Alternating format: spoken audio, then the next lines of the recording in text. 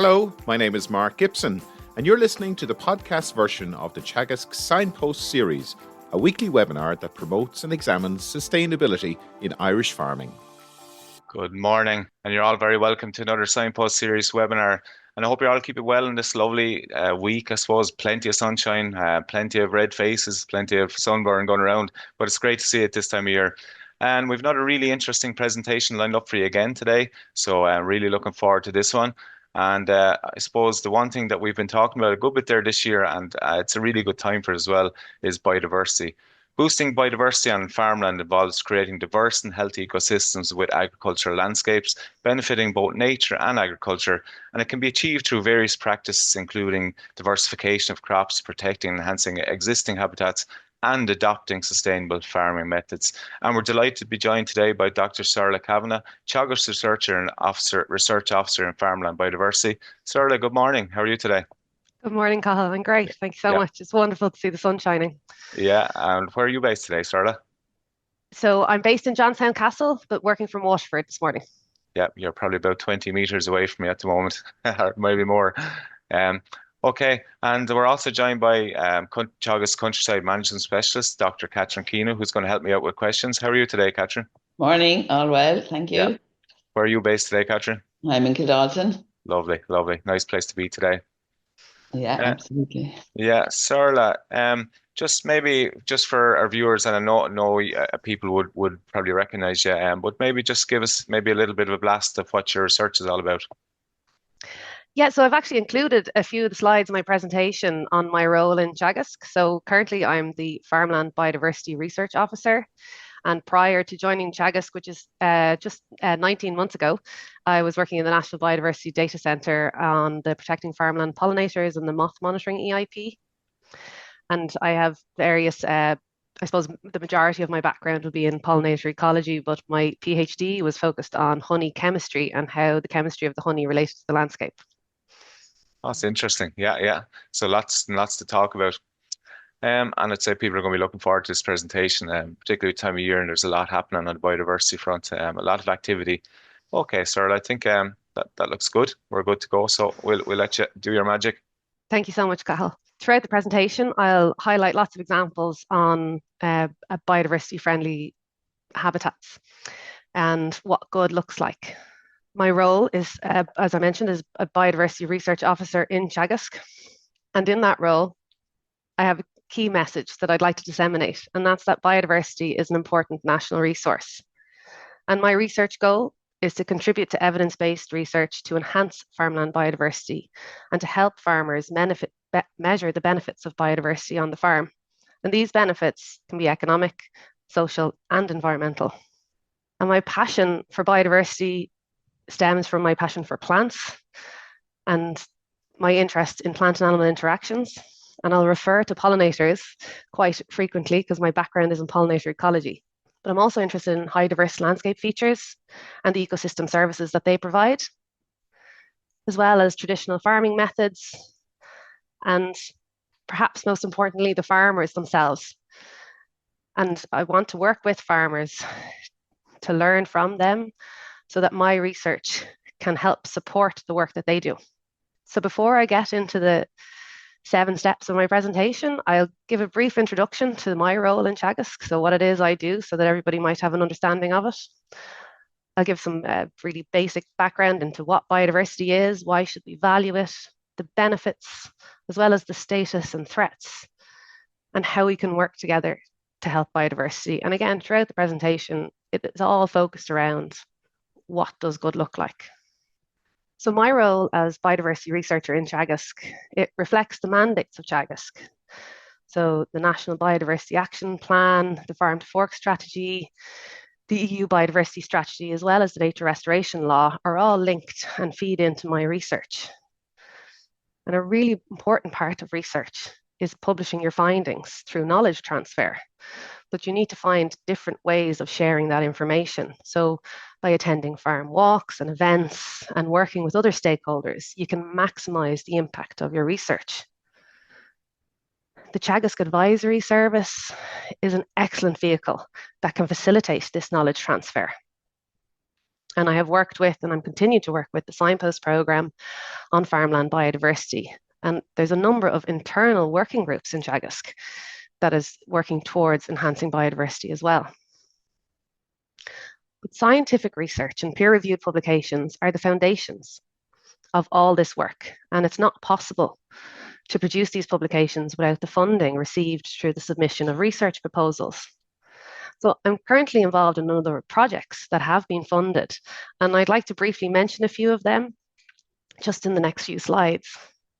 So FarmBioNet is a farmer-focused agricultural and biodiversity knowledge network, and it aims to enhance biodiversity-friendly farming practices in Europe by stimulating knowledge exchange between farmers, foresters, researchers, advisors, policymakers, and other key stakeholders.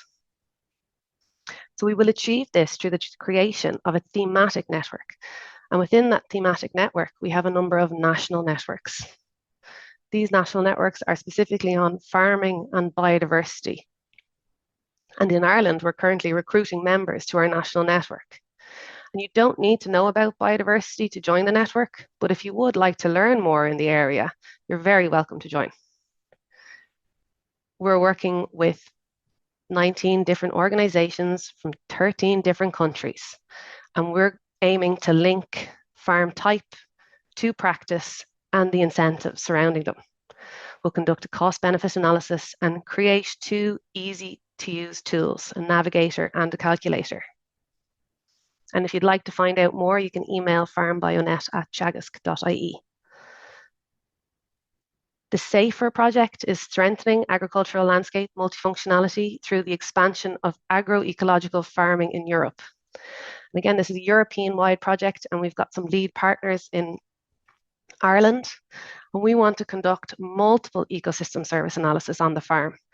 So looking at pest control, earthworm counts, pollination services, crop yield, soil fertility, total organic carbon, and how they're all related. So identifying these multiple benefits of biodiversity on the farm. I'm also involved in the Ground Truth project, which aims to increase public awareness and enhance soil literacy. So we want to deepen the understanding of soil's health significance. And we're targeting farmers, secondary school students, and citizens to engage with citizen science and actually conduct experiments on their own land or in their own schools. So we're looking for citizens to conduct earthworm counts, underwear degradation tests, soil health analysis, as well as fit counts. So fit counts are flower insect timed counts. This is managed by the National Biodiversity Data Centre.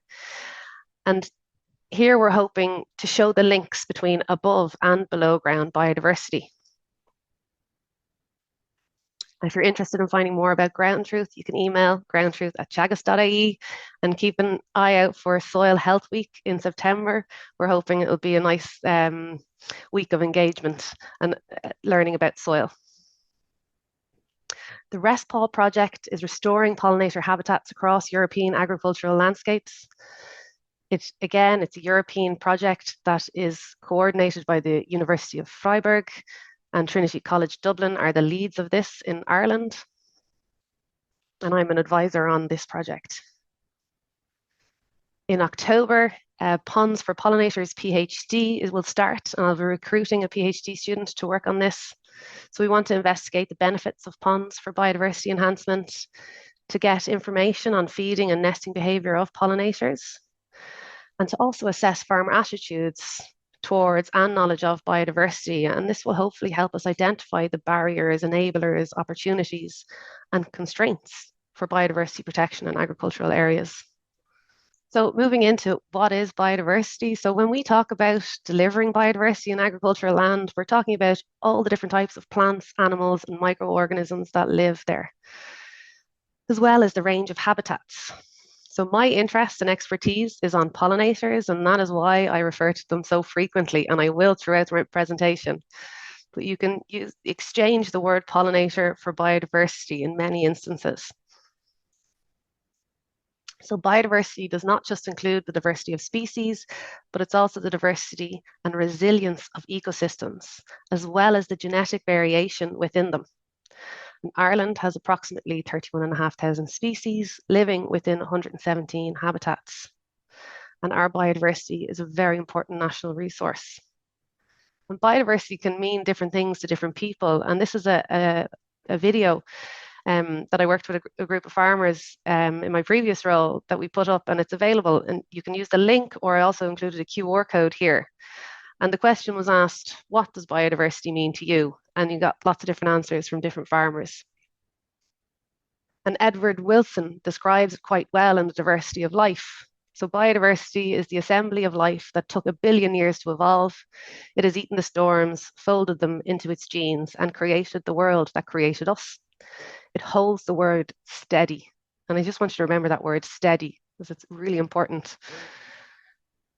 Again, I mentioned there's 3 aspects of biodiversity. You've got the species richness, ecosystem complexity, and genetic variation. And I use the bumblebee as an example, or the Irish bumblebees. So our species richness is the number of different species. So in Ireland, we have 21 different species of bumblebee. When you look at ecosystem complexity, so the great yellow bumblebee is one of our rare bumblebees. It used to be found throughout the island of Ireland, but now, unfortunately, it's only found in a few populations on the west coast. So the resilience of the ecosystem in which this bumblebee relies on has declined, and therefore it's now no longer found in the populations it used to be. And when you can talk about genetic variation, so the buff-tailed bumblebee, it has off-white or a buff-tailed color. So they're kind of yellow hairs on the bum, essentially. But you also have a white-tailed bumblebee, and it has white hairs on the bum. But sometimes there can be genetic variation between them. And the buff-tailed might have white hairs, or the white-tailed might have off-white colored hairs. And in order to identify what this species is when it's a worker, you need to conduct a genetic analysis. And I just wanted to highlight that the majority of our bees in Ireland are solitary bees. And solitary bees are split into 2 categories. We have cavity nesters, which we have 15, and we also have miners. So cavity nesters, or mason bees, they like to nest in holes in walls or wood. And miners, they mine underground, just like we do when we mine for coal. The thing about these bees is that they can't travel very far for food. So if they have a nesting habitat, they need to have a food source within 300 meters. And this is something that I'd like you to think of throughout the presentation, because it really does show the importance of connectivity in the landscape. So we can provide these routes for biodiversity to travel throughout the landscape so that they can continue to breed and survive. So what are the benefits to biodiversity? And I've added this picture here. So this is some haystacks in Romania. When I was a child, which is getting longer and longer since, there's pictures of me and the different traditional haystacks that we'd have in Ireland. They would be much smaller than this, probably because of our high rainfall. Our hay would never dry if we made them this big. But the benefits of biodiversity is also the heritage of our biodiversity and the heritage of how we've managed the landscape. So tradition is very important. Traditional methods are beneficial to biodiversity, but also they're part of our national heritage. And tradition, I found this quote that tradition is not the worship of ashes, but the preservation of fire. So the previous quote mentioned, so here we have preservation and we have stability. So these are really important words for us going forward to ensure the sustainability of agriculture. So biodiversity has many benefits for farming. Crop diversity provides resilience in the face of change. So having different varieties can reduce vulnerability to weather events or disease. Diversity of insectivorous birds, bats, and other predatory invertebrates, beetles, wasps, and spiders. they can keep potential insect pest populations under control. Having a diversity of insects can increase seed and fruit yields in entomophilous crops. Having a diversity of life in the soil keeps it healthy. Fungal partners of plants allow atmospheric nutrients to be converted from the plants that can use so that less fertilizer is needed. So for applying less fertilizer on the farm, the farmer can save money. Having a diversity of life in our waterways keep them clean and contribute to local hydrological processes. The diversity of habitats on farms contributes to maintaining microclimates, shelter for livestock, drainage, and provides places for all the different creatures to live and breed. So biodiversity benefits farming in different ways, but it also can help animal welfare. Looking at the graphs here on the left, you can see that the more species delivers more pollination and pest control in farmland. And these are really clear positive relationships between service and species diversity across hundreds of sampling points. And if those species are more different from each other, so if you have functional diversity, this can also increase yields across a range of crop types. But animal pollination or biodiversity can also improve the quantity and quality of yield.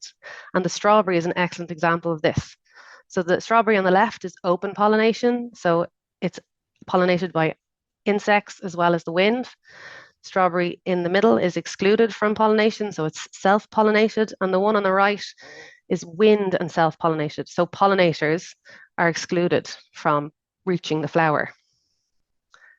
So clearly the one that's pollinated by insects, or the open pollinated strawberry, is the one that we want, that we desire, and the one that we will buy in the shops.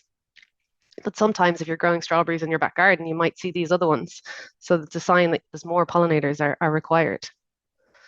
And again, biodiversity and pollinators can improve the shelf life as well as the nutritional quality and economic income of our crops. But biodiversity on farmland has wider benefits. Woody plants sequester and store carbon, contributing to global climate regulation. Farmland provides habitats for creatures, even if they're not needed for crop production. 87% of our wild plant species require pollinators for reproduction. Diversity on farms contributes to the aesthetic and cultural value of our landscape, which is very important for our health and well-being, as well as recreation and our tourism industry. And biodiversity on farmland contributes to maintaining our biodiversity at a national level.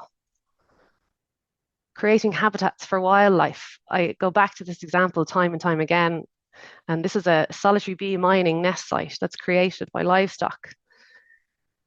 So livestock simply have a scratch to itch, and when they rub up against the bank or a hedge that's unfenced, they create this bare soil habitat, which allows mining bees to create nest sites.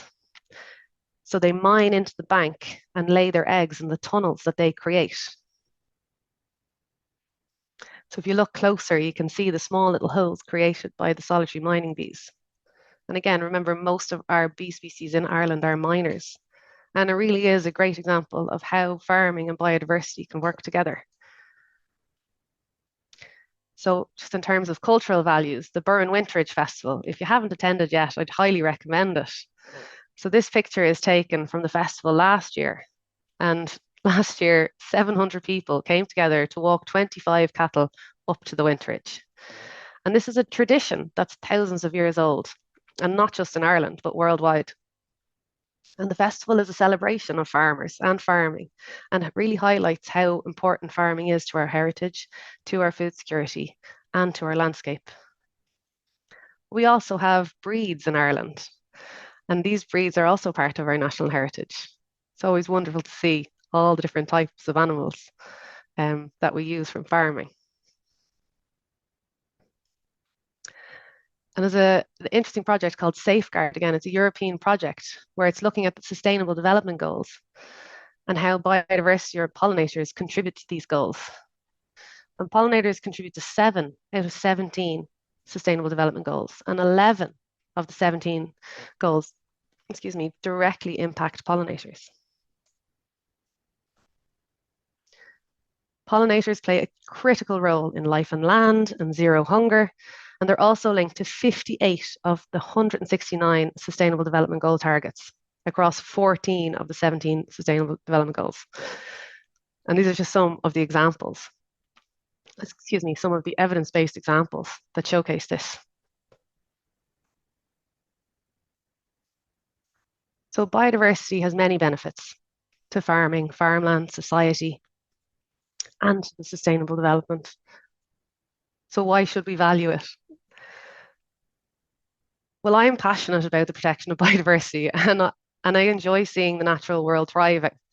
But there are added benefits of protecting biodiversity, and I'm sure everybody can find something and one added benefit. So coffee and cacao are important crops to economic trade, and they require pollinators for production. The chocolate flower has a tiny little midge that pollinates it, and children are always so fascinated to see this happening. Mulled wine and mince pies and cream are such a treat at Christmas time. But the cows need plants to eat or grass. So the plants could be grass, clover, mixed species sward, or permanent pasture. The joy on this child's face the first time she saw a dragonfly. So with declining species, we are at risk of losing these benefits and these added benefits. And there's different ways that we can value biodiversity. But in our current system, we look at the total economic value. And these can be the use value. So the direct derived products that come out of what we get from biodiversity. So the chocolate, for example.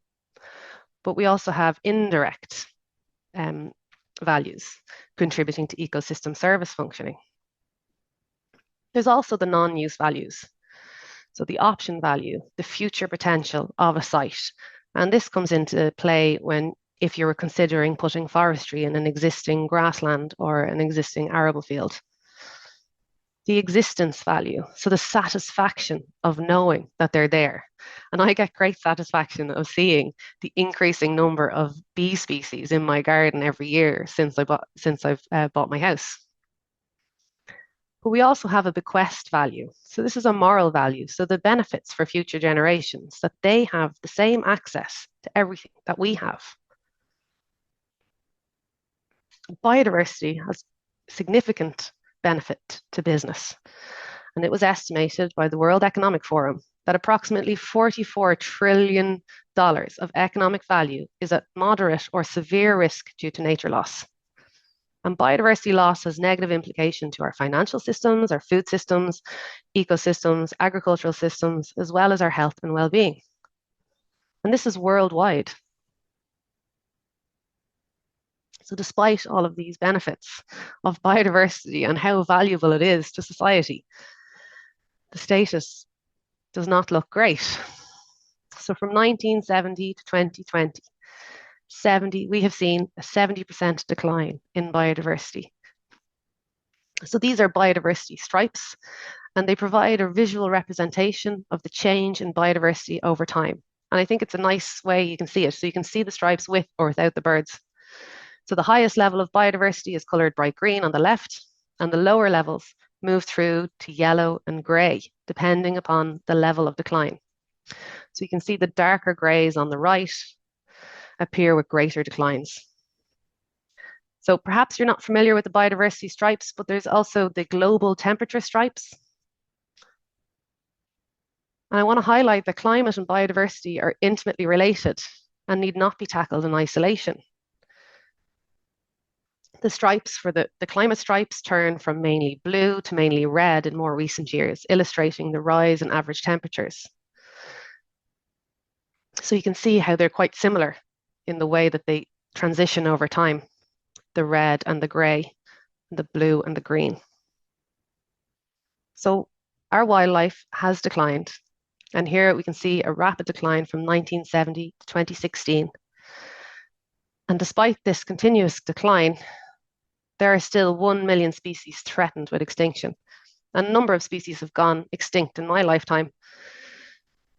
And we need to really try and prevent this from happening even further. So the current state of biodiversity on much of Irish agricultural land is not good. So according to the latest reports to the EU, 1/3 of our species and 89% of habitats that are protected under European nature directives are in unfavourable state. So these are two publications that were produced by the National Parks and Wildlife Services and submitted to the EU. So we have a habitats assessment and a species assessment. So the graph shows two donuts. So there's the donut on the outside, which represents the habitats, and then the donut on the inside represents the species.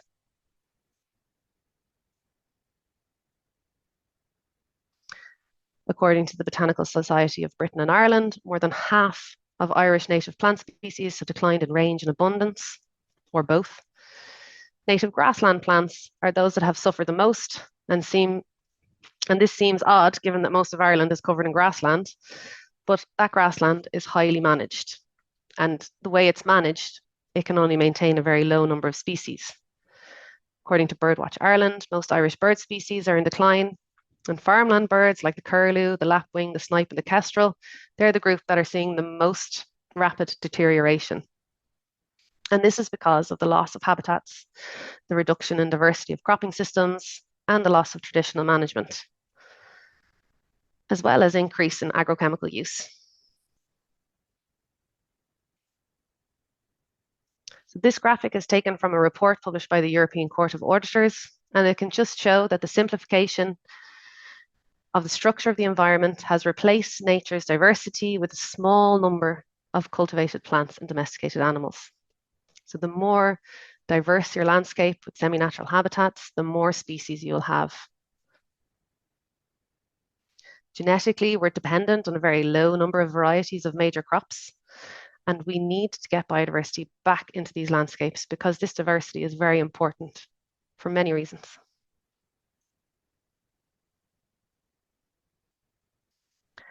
Nature has introduced great variety into the landscape, but we have displayed a passion for simplifying it. This is a quote taken from a book published in 1962. And up until the 1980s, agriculture in Ireland was much less intensive. And this was mainly due to the widespread meadows, which were particularly biodiversity friendly. It's not about returning to that, but it's about identifying actions that can be implemented and that can work with farming. A biodiversity crisis in Ireland was announced in 2019. And this is not new information. We've known about this decline and the threats of biodiversity loss for years. So the main direct drivers of biodiversity loss, according to the International Panel of IBIS, are changes in land use, direct exploitation, climate change, pollution, and invasive alien species. But we are working to protect biodiversity, both nationally and internationally.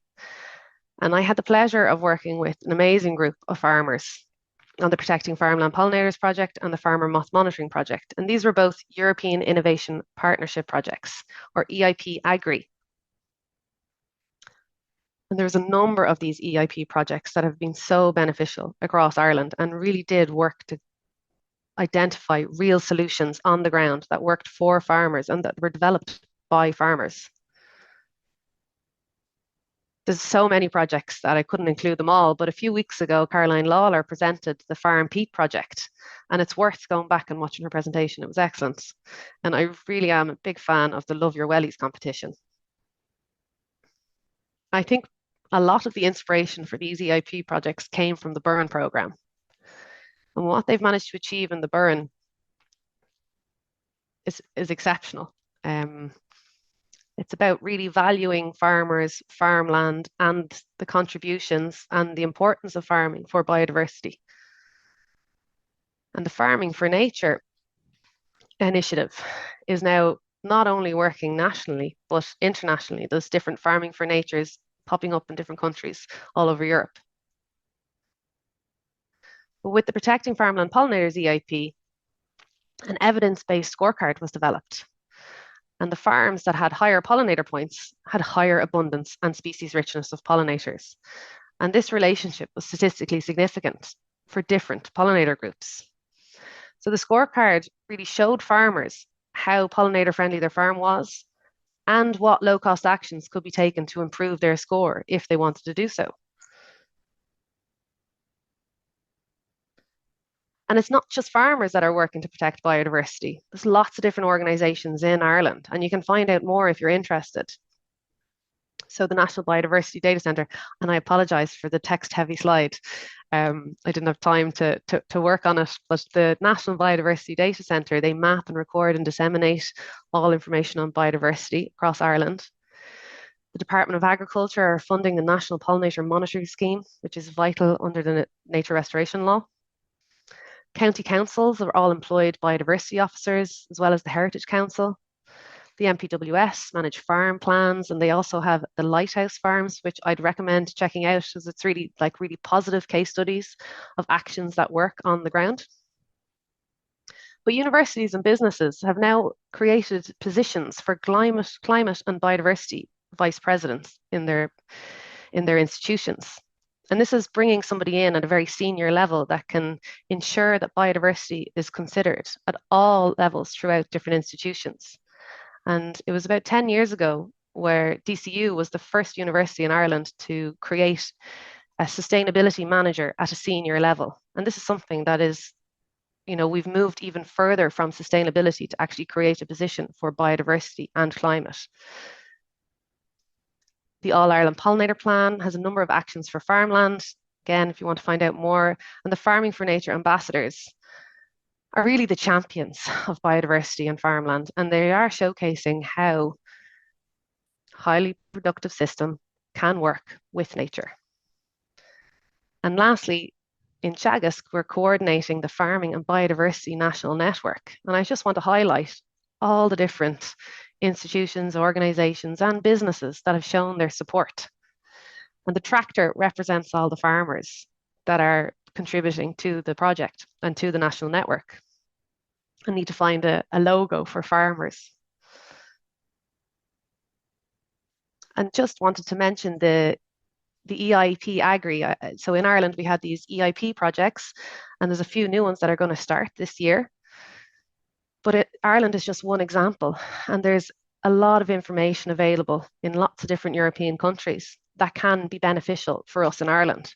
And there's a project database, and I've just added in the link there, but you can Google EIP Agri project database to find out more information. So over 4,000 projects. You can then simplify your search to look for biodiversity related projects or pollinator projects. But there's a range of different projects. You can see here, I've just shown an example of arable farmers working together to reduce emissions. And this is something that's ongoing in the Netherlands at the moment. So it's a great source of information to find out information for you. And it's managed by the EU CAP network. And the EU CAP network organise a number of events. And for each event, they have a publication. And I've been very fortunate to work with the EU CAP network on promoting pollinator-friendly farming through a workshop, as well as enhancing biodiversity and farmland through high diversity landscape features with a focus group. And upcoming next month, there's an on-farm demonstration for peer-to-peer learning and innovation. So what does good look like? Flowering hedgerows, flowering fields, flowering non-farmed areas, but also fruiting hedgerows and fields with seeds. Diversity is key. So having a hawthorn in flower now, but if you were 3 weeks ago, your blackthorn was in flower, the willow as well. And willow is a very important tree. It produces quite a lot of pollen, which is used by solitary bees to feed their young, used by all bees. But connectivity in the landscape. And again, bringing you back to the solitary bee example, a solitary bee can only fly up to 200 or 300 meters. So we need a habitat or flowers for them every 200 or 300 meters in the landscape. So how can we identify where we can work on that? So just having a look here, this is an image taken from outside an airplane window. And you can see there's a number of fields and there's lots of different biodiversity habitats here. But if you look here, sorry, I'm just going to put my laser pointer on here.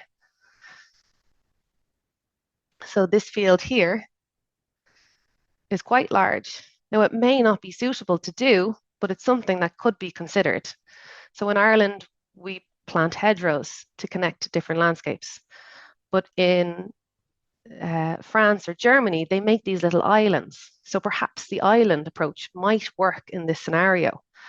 And I suppose it's about considering what could work and maybe experimenting on something on your farm to try to enhance biodiversity.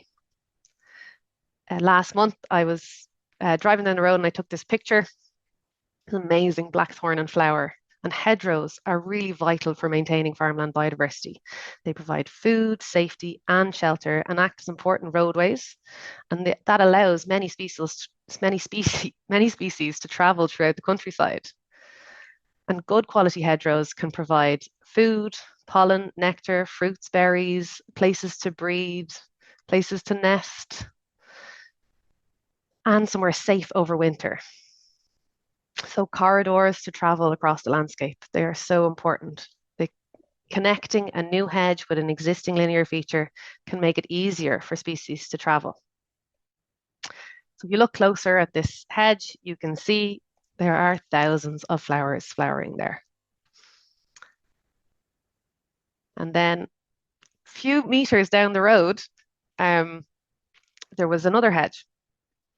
So you can just take a closer look that this hedge has been cut. Now, this is providing habitat for biodiversity, but perhaps the other hedge is providing more habitats. And every farm in the country is providing a service to biodiversity. And every farmer, whether they realize it or not, have taken action to help biodiversity. Every tree you've planted has been an action for biodiversity. So is there a way that we can enhance biodiversity on the farm? So this is a hedge in the background that's also being cut quite short. And here's another one. So here you can just see on these two fields, there's actually 4 hedges that have been cut quite severely. Maybe could consider cutting one less severely this year. And maybe if that works, you might be able to do a bit more next year. We all need to do a little bit more. And again, the Protecting Farmland Pollinators farmers, they created these solitary bee nest sites on the farm. And within a few months, they were already occupied. So the one on the left, this picture was taken by Mairead McCall. And you can just see that the holes for the cavity bees were covered by leaves. So this is actually occupied by the leaf cutter bee. And you can actually see the leaf here has been cut off. So the bee cut a part of the leaf on the rose and covered after the eggs had been laid. And with the farmers, we produced an action sheet on how to provide suitable habitats for ground nesting and cavity nesting bees on farmland. And I've the link there and the QR code, and these slides will be put up afterwards within a few days after this presentation. So when it comes to managing farmland biodiversity, we need to identify what's there, maintain and retain it, and enhance, diversify, and connect, and create where there are a few that exist. But when creating habitat for biodiversity, it is important that we do not destroy an existing habitat. And the Farming for Nature Handbook provides all the information you need to enhance or manage biodiversity on the farm. There are resources with the All Ireland Pollinator Plan. And at the moment, the National Biodiversity Data Centre are running the Festival of Farmland Biodiversity, which is the month of May.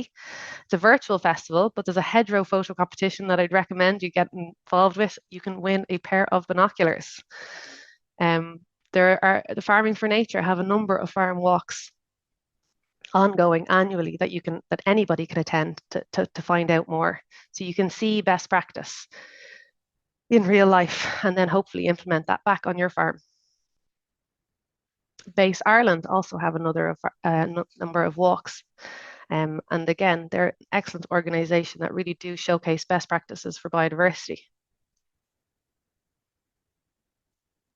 So these are just some simple actions. Sorry, just nearly out of time, just to remind you. Yeah, I know, this is it now, we're nearly there. creating nesting sites, planting native trees, avoiding herbicides and fertilizer under hedges, allowing hedges and margins to flower, identifying and protecting species richness. But having these targets or actions or frameworks is only useful, excuse me, whoa, if they are implementable. So we need to work with lots of different stakeholders in order to achieve that. And the Farm BioNet project is doing just that. So you can find out more by visiting farmbionet.ie.eu or email farmbionet@teagasc.ie. And I just want to again highlight that flowering hedgerows are kind of an easy win for enhancing biodiversity on the farm. But flowering hedgerows with flowering margins can nearly double your efforts. Dig a pond. Every farm in the country used to have a pond, and ponds provide habitats for many different species. And if you want some inspiration on why to dig a pond on the farm, I recommend you listen to Anthony Mooney's interview on the lyric feature, Feather and Flock, but also species-rich grasslands and flowering permanent pasture. So in this picture, the flowering permanent pastures is a cuckoo flower or a lady's smock, which is this one here. And many farms in the country have this. And this plant is a host plant to the orange tip butterfly who lays its eggs on this plant. And if you go out to the field and you see a small little orange ball, that's the egg of the orange tip butterfly. So by allowing these plants to grow and flower, you are providing a habitat for a beautiful butterfly species. So, Gurv Mahagaf. That's excellent, Saorla. Thank you so much. That was really, really good. And I know you apologize for text-heavy slides, but like the visuals were really, really good. So well done on that. And I suppose one question I would have, and Catherine, I'll go to you quick because I know there's plenty of questions coming in, but like the slide you put up when you're comparing the greenhouse gas slide, the global warming slide, and you had the biodiversity one, I know you mentioned 73% declines from 1970 to 2020, which is really worrying. Are we to that level in Ireland? And the second part of that question maybe is there some sort of a slowdown in that? Are we starting to improve a bit or slow that decline, I suppose, is my question. I suppose, unfortunately, we're not slowing the decline. Now, we have data on lots of different species and lots of different groups of species, but that figure is a global figure and it does include Ireland in it. And like as you're driving down the road, you can see for yourself where biodiversity habitats are continuously disappearing. And I know just from myself where there's these beautiful fields where there might have been horses grazing are now housing estates. So we are continuously removing habitats that are in existence. And those habitats, the ones that are there already, you know, they took hundreds of years to develop. And it's not like you can just put a new one in. It's not going to have the same amount of benefits. And just to follow up that, I suppose, just when you mentioned about houses and developments and all that, with better science and we're living longer, there's an explosion of population. Is that going to be a problem down the line then? Room for everybody? So there are guidelines on how to create these developments and maintaining biodiversity. And the All Ireland Pollinator Plan have the guidelines for pollinators and new housing developments, but it's about people actually using them.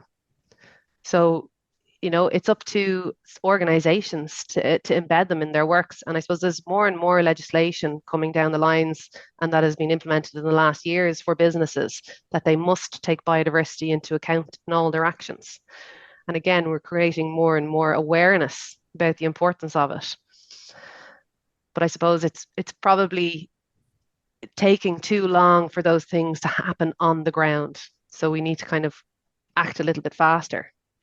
But just in terms of the species, you know, there's so many communities that are working towards helping bees, for example. And just one positive story is the large carder bee.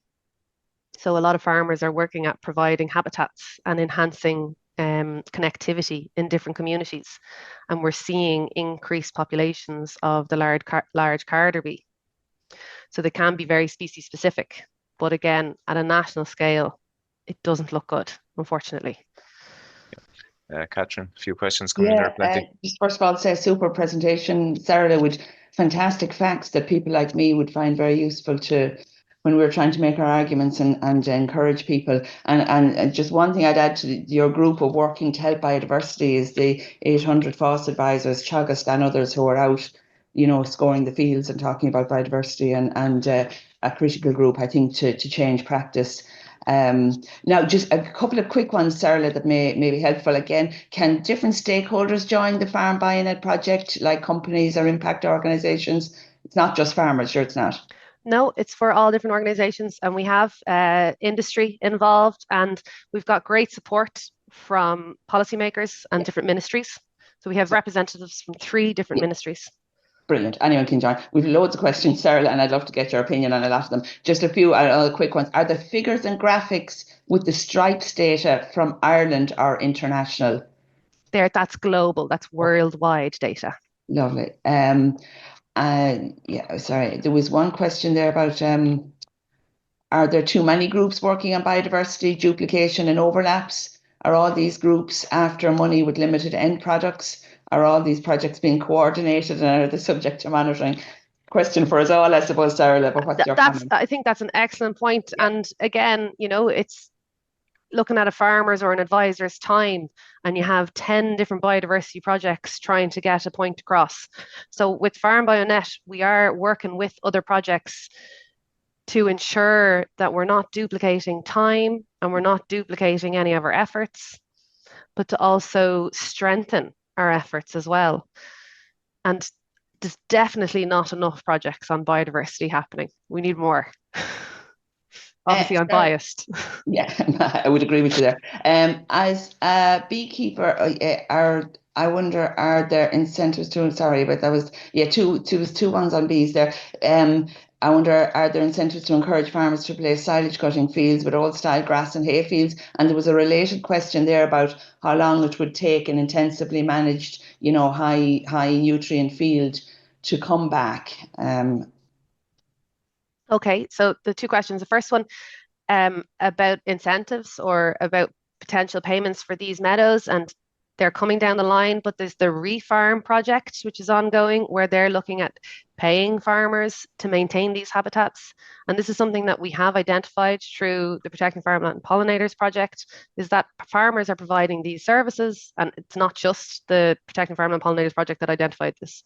So farmers are providing these free services, and perhaps they should be rewarded for it because they are very important. So the Refarm project are trying to do just that. And then how long, I suppose? How long, yeah. So this would be very specific to soil type, location, climate. I had a lawn that was mowed every year, and it was a manicured lawn, and this was perfect. Like, there wasn't a weed. There might have been a few dandelions that would have been sprayed off.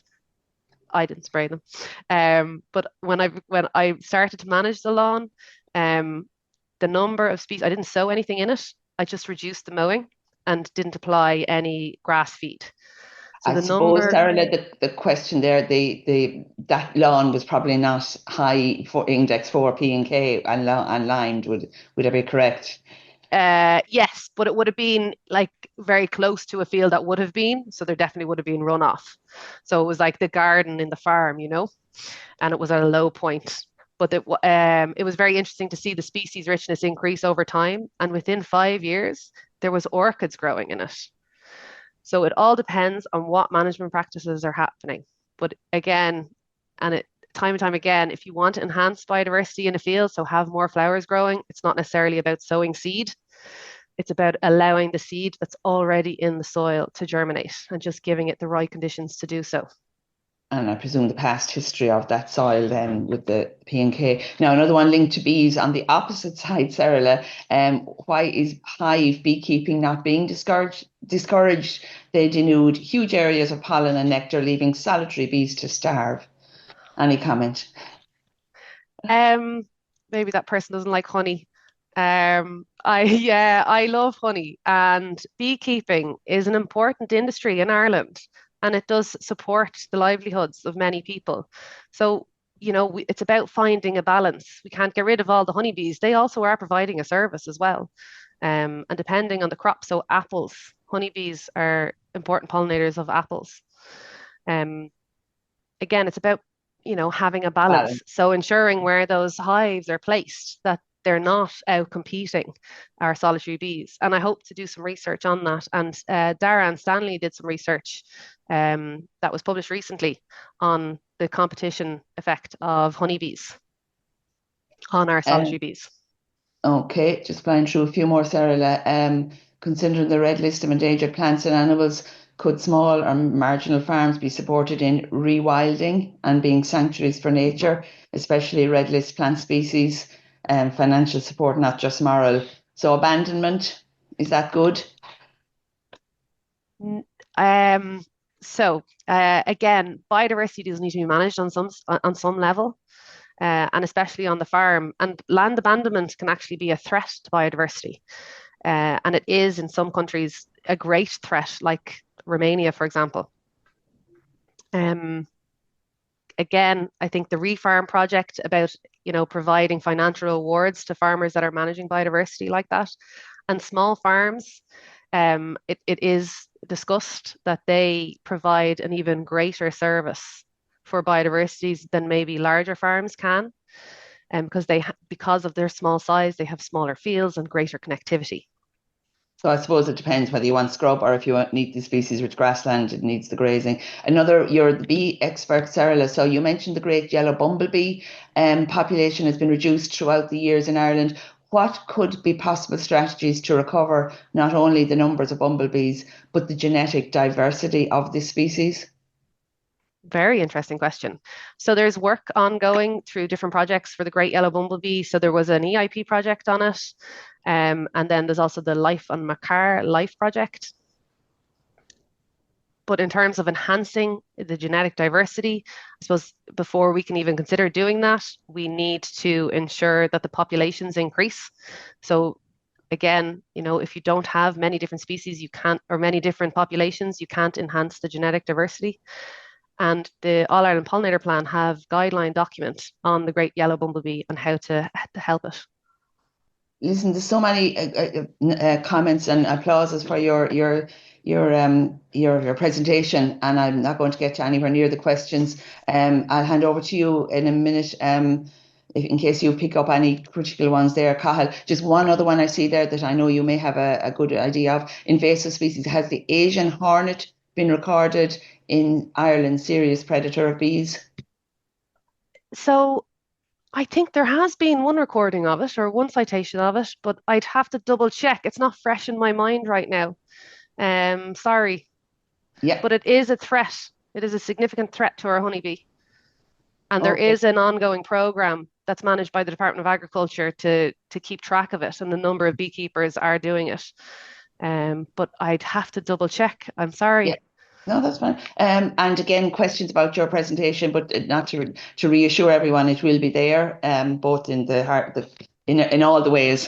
Cathal, have you any particular one there that I've missed? There's so many. Yeah, we're running a bit tight in time, but some really good questions. I just come back to your poll. So there's actually policymakers on here listening, right? So there's a question here: if you are a policymaker, what would you bring in that could create change? Okay, so at the policy level. I know it's a tricky question. I normally say it's like if you could wave a magic wand, what would you do? If I could wave a magic wand, well, we've created this pollinator scorecard that's easy to use. That was developed with farmers. It's something that could be put on the ground. It's implementable. It's ready to go. So if every farm in the country could complete this scorecard and be incentivized to do so, they'll get a kind of percentage mark. So if your mark is 60%, your farm is managing biodiversity. If your mark is, and again, these figures will be determined and it will be produced or put, the scorecard hasn't been published yet, and it will be published at a later date. But if you receive a mark of, for example, 75%, you're managing your farm very well for pollinators. So this scorecard is a way that we can identify baseline figures for all farms across the country, and then provide actions that can be implemented to enhance those scores. And just, I know we're nearly done, but just when you talk about scorecards and getting out in farms. It's very resource heavy, and Catherine mentioned we have a lot of good advisory going out there and doing that kind of work at the moment. But if you look at the likes of the ASSET program, who have specific advisors that go out and target water quality alone, advisors for that, is there maybe a need for that in biodiversity as well, considering a crisis was announced? Definitely. It would be wonderful to see more biodiversity expertise in the advisory service. And if there's an advisor anywhere that is interested in learning more about biodiversity, please join the national network or get in touch. I would be delighted to work with them and help in any way I can. And Catherine, a lot of advisors are learning the last couple of years very well on looking at species and stuff and different flowers, aren't they? Oh, I think there's huge experience already there, and I mean they're the people the farmers listen to. So the issue, I suppose, is the time, Cathal. There's a lot of pressures on doing multi jobs. They can work wonders if that is their role, their key role. Yeah. And one last question, we'll wrap up then because we're out of time. But has there been any on-farm research, Saorla, to show the relationship between biodiversity, habitat value, and maybe stocking rate? So is there stocking rate above where the negative impact on biodiversity, I suppose, that relation between stocking rate and biodiversity? Yes, so there is research on that. I can't think of the authors right now off the top of my head, but what they have shown is that it is site specific and can be soil specific and climate specific. So this is across Europe, but even within Ireland, it would be very location specific on what stocking rate your land can carry. And again, the farmers, they have the best information because they really know what their land can carry, and they'd know what would work for them. So again, making sure that their voice is heard is vital to ensuring biodiversity on farmland is enhanced. Yeah, I think that's a great way to wrap up because the landowners are the key to unlocking everything, and everybody working together is really what's going to help us out. So once the information is on the ground, and this is part of it, and the next step then is implementation and try and keep that rolling, and hopefully change that graph that you showed us to a more positive light maybe in a number of years. So with that, I suppose, unfortunately, that's all we have time for. And I'd just like to thank everybody for submitting all their questions. Some excellent questions, and apologies we didn't get through them all. And Saorla, thanks a million. That was a really interesting presentation. I really enjoyed that one. And Catherine, also to you, thanks a million for your expertise on the questions. It's always hugely helpful. And thanks a million to Yvonne Maher in the background, who's always making sure that the webinars run smoothly and manages everything for us. And just to let you know, next week, don't forget, 9:30, we're back again next Friday, and we have Teagasc researcher Dr. James Humphreys is going to join us on the webinar to talk about managing clover to lower carbon and ammonia emissions. So that's not to be missed either. So with that, I suppose, slán go fóill. You've been listening to the podcast version of the Teagasc Signpost Series, the weekly webinar that promotes and examines sustainability in Irish farming. Don't forget to join us live every Friday morning for our latest webinar. For more, visit teagasc.ie. And you can also rate, review, and subscribe to the Signpost Series on Apple Podcasts, Spotify, or wherever you get your podcasts from. I'm Mark Gibson, and thanks for listening.